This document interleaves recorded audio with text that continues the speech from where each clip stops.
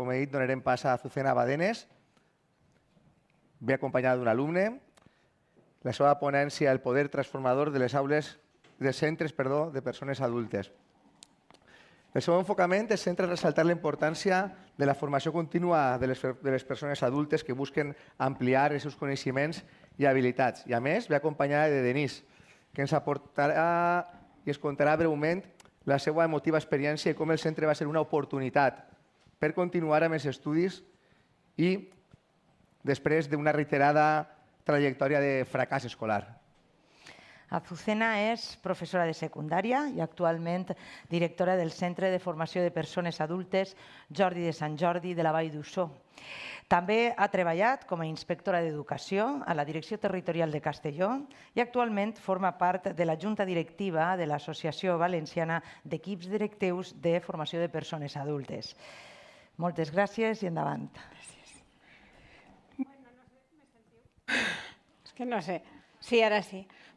Jo, abans que res, agrair al CEFIRE d'Inclusiva, al Servei de Formació del Professorat, a totes les persones que en Conselleria estan treballant per la formació, a Mabel, a Geles, a Bernadette, a moltes persones que conec i que saben de la importància de la formació de persones adultes. Testimoniar que estem ací, això ens agrada a totes les persones que treballem per la formació de persones adultes i sí que ens agradaria, no sé si tinc que agarrar això, sí que ens agradaria això, que pensàrem què és la formació de persones adultes, per a què serveix i com d'important és en el nostre món, en la nostra societat, en totes les coses que estem fent en el temps. La primera cosa que volia comentar-vos són dades. Nosaltres pensem en dades i pensem en persones. El que vaig a contar-vos és una història de persones, de moltes persones, de moltes experiències i de moltes realitats que ens acompanyen en el dia a dia d'un centre de formació de persones adultes. Per què dades? Possiblement és la cosa més àrida, però pensem que hi ha un 36, més d'un 36, vora un 40% de persones en Espanya, la tercera més baixa de la Unió Europea o més alta de la Unió Europea, que dels 25 als 64 anys no tenen o tenen una formació per davall del graduat en educació secundària. Això implica que totes aquestes persones estan en un territori que no sabem quin és. I això és un treball de la formació de persones adultes. Per què? Perquè sabem que hi ha moltes persones que es van quedar en tercer, quart de primària o menys i que ara mateix estan en el món productiu i que nosaltres hem de contactar amb elles per convèncer-les que hi ha una formació obligatòria, però també hi ha una formació que és imprescindible. És a dir, una persona s'ha de formar al llarg de tota la vida. I aquest és el missatge que nosaltres, en el nostre centre, perquè la història és la història del nostre centre, vos anem a contar. També hi ha moltes persones entre els 64 i endavant. Tenim a Dora, que té 88 anys, que ve al centre, que està constantment socialitzada i connectada a la resta d'alumnat del centre i que ens diu que la seva vellea és una de les més... Bellesa seria, no sé. És una de les més grates que podia haver imaginat, perquè ella ve allí, contacta amb persones més joves, amb persones més grans, amb persones que estan vivint les mateixes experiències que ella. Moltes dones que estan a soles, moltes dones que viuen acompanyades, moltes dones en les que connectem i en les que treballem, però també Enriqueta, que té 60 anys, que té 30 nets, i que ve a classe i no sap llegir i escriure. És una persona d'ètnia gitana que està constantment allí.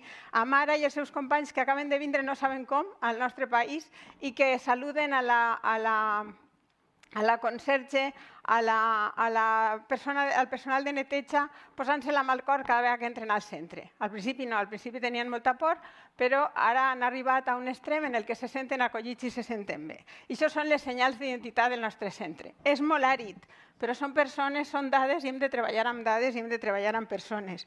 O l'equip directiu, Àlex, Fina, Mila, Gemma i tots els companys, o també tot el personal de neteja que està implicat. I a més l'Ajuntament de la Vall d'Uixó i a més l'associació de participants, Conxin i Reme, que són presidenta i vicepresidenta, que són el cor del centre.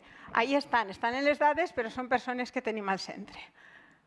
He de dir-vos que per a nosaltres són molt importants les normatives. Per què? Perquè ahir, sobretot en els títols preliminars, ens donen moltes idees de cap on va l'educació i cap on va el nostre centre. D'ahir dues coses. Una, la complementarietat entre l'educació formal i no formal, que després us explicaré, i l'altra cosa que en l'any 95, en el mes de gener, es va publicar la Llei de Formació de Persones Adultes, que ja parlava de moltes coses que estem parlant ara. I estem parlant de muntó anys, però estem parlant de la necessitat d'atendre i d'afirmar el dret de totes les persones a l'educació al llarg de la vida.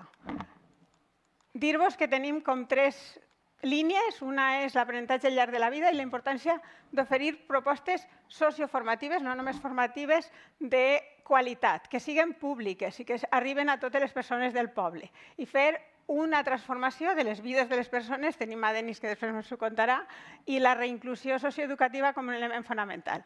Els recursos per a la inclusió, després els comentarem, però no en tenim massa. Però tenim els recursos més grans, que són el centre i la comunitat educativa del territori. I després la història de Denis per acabar. Això és molt important. És a dir, nosaltres, en el Centre de Formació de Persones Adultes, treballem en necessitats. Imagineu un centre en què les portes estan obertes i les persones que entren se'n poden anar. Si no els agrada, se'n van. Si no connectes amb elles, se'n van. En primària, secundària, batxillerat, fins i tot. A partir d'ahir sí, en FP també passa, però nosaltres hem d'oferir una resposta educativa que atenga les necessitats de les persones que són prioritàries i amb les quals intervenim prioritàriament. Teniu ahir una sèrie de necessitats. Parlem de necessitats de ciutadania digital. Jo destacaria, per exemple, últimament, ens està arribant moltíssim, la necessitat d'actualització de coneixements, de desenvolupament personal i socioemocional. Tenim moltes persones ara mateix amb problemes socioemocionals greus que acaben l'institut, que l'acaben en quart de l'ESO i que arriben al centre en moltes necessitats, en problemes d'ideació de suïcidi, en molts problemes socioemocionals, i ahir és quan estructurem. I aquestes són les persones amb les que actuem de manera prioritària. N'hi ha moltes, però sobretot he de dir-vos que estem fent un gran treball per a trobar aquestes persones. És un treball de tots, per això us parlava de persones. Ui, he llegit tot. Estos són els programes formatius. Nosaltres com incloem? Incloem en els programes formatius. No tenim una altra cosa. Moltes vegades són tots els programes formatius del centre els que ens ajuden a fer que la inclusió siga possible. Comentar-vos que nosaltres sensibilitzem molt, connectem molt la gent, intentem que el poble estiga vinculat al centre i una de les coses més importants és que en l'any 2017 teníem 500 alumnes i ara tenim 500 matrícules, parlem de matrícules i d'alumnes, i ara tenim 1.596. Vull dir, el triple en els anys que estem portant el projecte que estem portant endavant. Per què? Perquè hi ha comunicació, perquè s'ha permeabilitzat el centre, perquè arriba a tot el món. Això m'ho diuen els meus companys. Digues quanta gent tenim. Perquè de vegades no saben què fer en elles. Vull dir, una matrícula més i la secretària bufa. Fina bufa. Per què? Perquè hi ha molta gent que té necessitat i a les persones en necessitat no les podem excloure. Les hem d'entrar dins i posar-les on puguem. I això són tots els programes formatius. Ens falta el de l'anglès, que també és molt important, perquè hi ha molta gent que connecta a través d'aquests programes, l'educació emocional, m'ha faltat l'anglès, i sobretot els tallers amb voluntariat. Tenim molt de personal, molts mestres jubilats, moltes persones voluntàries que s'han implicat en el centre i que formen part de la nostra comunitat i que ofereixen tallers complementaris i que animen i dinamitzen el centre. I sobretot els itineraris formatius. L'itinerari de Denis va ser un itinerari de procés de transformació i canvi personal, però hi ha molts itineraris. En la coordinació institucional, mireu, treballem en totes aquestes associacions, no en deixem cap. Molt important, CRIS, tenim reunions periòdiques en tots ells, volem que tots ells ens conten el que fan, cada un tenim una intervenció, com veieu hi ha moltes intervencions. Ara, fonamentalment, estem treballant en serveis socials, en el psicòleg de serveis socials, en les treballadores socials, en tot el personal de serveis socials per arribar a la gent en renda valenciana d'inclusió i ingrés vital mínim. Tan important com que les vides de molts xiquets i xiquetes que teniu a les escoles canvien quan els pares i les mares comencen, sobretot les mares, evidentment, comencen processos de formació. La formació dels pares i de les mares és una de les coses més inclusives dins del sistema per a que hi hagi una inclusió real. I ahir és on estem treballant. Estem treballant també en centres educatius, en la biblioteca, en els centres de salut, en les associacions, en la vora. Tot això és real, vull dir, ahir hi ha testimoni de cada una d'aquestes coses i testimoni gràfic en projectes i en activitat de l'alumnat. En la reinclusió, el que fem és organitzar i dissenyar les propostes formatives. Tenim propostes i ofertes que intentem adaptar a la persona adulta, en els temps que tenen. Moltes vegades no tenen temps i moltes vegades necessiten temps extra. Tenim una alumna, Tatiana, que ve al centre dilluns, dimarts, dimecres, dijous i divendres. I a més ella ho diu. Per què? Perquè li hem buscat una manera d'estar al centre. Denis també venia l'any passat, dilluns, dimarts, dimecres, dijous i divendres. Potenciem diversitat d'actuacions, ara ho veureu. I la part més important d'allò que fem és la sensibilització, la connexió amb la societat, que qualsevol persona que arriba al poble sàpiga on està el centre i que el centre existeix. L'acollida sí que és l'element fonamental del nostre procés d'inclusió. La participació dins del centre, l'associació d'alumnes, la participació dels alumnes i la dinamització. La dinamització són totes les activitats que fem al voltant d'allò que anomenem ensenyament formal, però que són i que aporten a les persones que actuen o que venen al centre, a les persones participants, moltes experiències. A l'aula, l'acció tutorial, la identificació de barreres. Les barreres de les persones adultes no són les mateixes que les dels xiquets i les xiquetes o els joves que van als instituts. Hi ha moltes més i, per tant, hem de treballar-les, hem de saber-les, hem de connectar amb ells i hem d'acompanyar-los en aquest procés. El treball en grup, en l'aula. Ara després veureu alguna imatge del treball en l'aula, però el treball en l'aula és tan fonamental com que hem de crear maneres dinàmiques i processos que són diferents o iguals, però adaptats a qualsevol altre procés. Vull dir, nosaltres estem contínuament pensant a veure com podem fer aquest treball col·laboratiu. La coordinació docent i la coordinació institucional. Estem en contacte moltes vegades amb persones que estan ateses per diferents serveis del municipi. I al final el que fem és crear espais per a l'aprenentatge. La inclusió intervenen tot això. I sobretot que els processos d'inclusió de persones adultes fem processos d'inclusió que no són possibles en cap altre element de la societat. De vegades me diuen, no, sí, això passa. No és cert. Una persona major va a centres de persones majors, però no va a centres on hi ha gent jove, gent de diferents edats i connecta en altres maneres de viure i d'estar en el món actual. Una persona amb diversitat funcional va a un centre on se l'atén amb diversitat funcional, però moltes vegades hem trobat casos en els quals podien vindre al nostre centre per actualitzar les competències instrumentals bàsiques o podien actualitzar la competència digital o després ho veureu, tenim un alumne que és un encant, que és del CRIS. El CRIS és el Centre de Rehabilitació o Inserció Social, no sé com és, però ell té una malaltia mental i ve al centre des d'enguany per a obtindre el graduat en secundària i l'està obtenint, està treballant, està fent un gran treball i des del centre ens diuen que està fent un seguiment fantàstic, està molt content i que està molt a gust. Després veureu què diu. Això no es pot fer en cap altra institució social. És a dir, una persona acaba l'escolarització i quan ix al món se segrega en grups socials. I això ho fem en els centres de formació de persones adultes, en ensenyaments públics, en ensenyaments de qualitat, implicant-nos molt en cada persona que ens arriba al centre. Implica a tot el centre i a tots els recursos formatius de què disposem. Anem a començar en aquests itineraris formatius. Jo vull que vegeu l'AILA. Això és un projecte que van fer en diferents centres de tot Espanya i l'AILA va participar en l'època de la pandèmia. No sé si es veurà bé el vídeo, però està molt gran, però anem a veure si la podem sentir. Es el vídeo.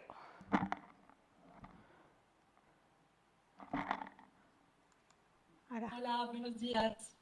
Soy Leila, soy marroquí. Vine aquí a España en octubre de 2020 y os voy a contar mi experiencia en el centro. Bueno, empecé a asistir a este centro desde noviembre para aprender español, ya que soy francófona y no tenía ninguna idea de este idioma. Lo que fue notable para mí desde las primeras lecciones fue la pedagogía seguida para facilitar el proceso de aprendizaje y para ayudarnos a integrarnos y abrirnos a otras culturas porque como ustedes saben, aquí encontramos personas de muchas nacionalidades y diferentes orígenes. Personalmente, en este periodo de 6 meses y medio que pasé aquí, aprendí mucho, mucho, no solamente a nivel del idioma, sino también a nivel humano y relacional, que es muy importante para mí como extranjera. Y como tengo la perspectiva de continuar mis estudios en España, efectivamente planeo continuar mi máster en química en una universidad de aquí. Todo el personal no dudo en orientarme y ayudarme de todo corazón y estoy muy agradecida por ello. En definitiva, desde un punto de vista más general y global, este tipo de centros juega un papel importante, ya sea en la educación y el desarrollo de las personas, o en la provisión de oportunidad para quienes no tuvieron la oportunidad de continuar sus estudios. Vale, seguim perquè és ràpid. Comunitat educativa, Vicent Martínez Guzmán és un filòsof del Centre d'Estudis per la Pau de la Universitat Jaume I que diu això i ho tenim al centre. Cadascú té la responsabilitat d'oferir a l'altre allò que s'ha fet. A veure si m'he donat temps a que Denis digui alguna cosa. Els tallers de músiques del món en els quals les persones de diferents països ensenyen als altres les músiques dels seus països, les expliquen i tot el món balla en elles. Vaig a veure si soc ràpida. Les convivències, el personal de neteja que s'ensenya com han de netejar, quins són els productes, perquè és molt graciós, perquè venen en pasteres, no saben netejar i així aprenen llengües i la coneixen a ella i tot el món la saluda. El patrimoni, les trobades amb altres centres educatius, iaies que tenen nets, que van a escola, iaies que venen allà a escola. Metodologies actives, això són 3 persones fent un examen en comú de matemàtiques, s'ajuden entre elles, no és tan important el treure una nota o la competitivitat com a que si entre elles no saben molt, entre elles s'ajuden i estan aprenent, és a dir, els exàmens són una manera d'aprendre també. El territori, les institucions, l'alcaldessa en Falú, en una de les excursions lingüístiques, les vam posar en marxa quan la pandèmia, quan els ucraïnesos van arribar, la Caixa Lavall, ensenyem a utilitzar el caixer, Conchi emocionada perquè deia que li regalaven vaporetes però no li regalaven ordinadors. I la història de Denis, que va aparèixer en El País, ens queden 2 diapositives, o sigui que estem bé. Denis, un minuto. Vale, pues voy a ser muy breve porque más breve de lo que teníamos pensado. Yo voy a contar pues, una historia de cómo yo lo viví del punto de vista del alumno. Y es que yo de pequeño pues empecé a estudiar con ganas, me gustaba, pero conforme pasaban los años pues cada vez me gustaba menos, supongo que como la mayoría se convierte en una obligación. Al final pasó a la secundaria y también es obligatorio, cada vez menos, las amistades no ayudan para que yo siga estudiando. Así que al final definitivamente dejé todos los estudios sin ni siquiera acabar la ESO. A partir de ahí, con 19 años ya, me traslado aquí, a la Vall d'Uixó, empiezo a trabajar durante años, hasta que un día, pues por cierre de empresa, me quedo en el paro, no tengo nada a lo que cogerme porque no tengo ninguna titulación y es muy difícil encontrar trabajo sin esa titulación. Me doy cuenta de lo difícil que era. Y a partir de ahí es donde, de manera casual, un familiar, en concreto mi hermano, me dice que tengo esta oportunidad de en un centro de adultos poder acabar la ESO. Y así lo hago, Voy a este centro, busco información y busco un centro cercano y ahí es cuando voy al Jordi de Sant Jordi y desde el primer momento, pues el primer contacto que tuve con ellos ya fue de tener esa segunda oportunidad. Digo, aquí tengo una oportunidad nueva. tenía dudas, pero al final decido ir. Empiezo en el primer curso de los 2 necesarios para sacarme el graduado. Necesitaba 2 y de esa manera, pues, a las 3 semanas de empezar, me suben al segundo nivel porque creen que puedo hacerlo en ese año. Me quedo sin tiempo. Nos quedamos sin tiempo. Denis va fer l'accés a la universitat, va fer el graduat i va entrar per a fer el grau de matemàtiques en la Universitat de València. Això tot en un any. Quan va arribar, el que van fer va ser una valoració.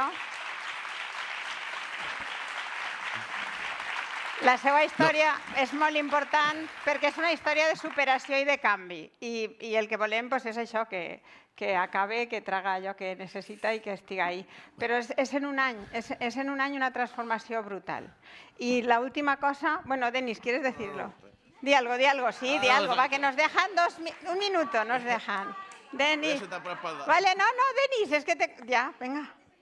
Ya lo sabíamos. Claro que te quieren escuchar. A mí no, que a mí ya me conocen. No, solo decir que para mí pues, fue muy importante esta segunda oportunidad porque en los centros de adultos, a ver, tenemos que tener siempre la puerta, no puede estar cerrada, independientemente de la edad que tengas, a seguir formándote y ampliar esa formación. Y al final, pues mira, a mí ese centro de adultos no solo me dio la oportunidad de seguir formándome, sino que al final a mí me cambió la vida, simplemente eso. Àlex. Teniu la història en els 2 articles que se van publicar en Escuelas en Red en El País. Bueno, és que ha fet el previo, però el cuándo, ahí no. Però és molt interessant perquè va canviar la seva vida i Àlex, que és el seu tutor i el profe de ciències, que li va canviar també la seva idea de les ciències.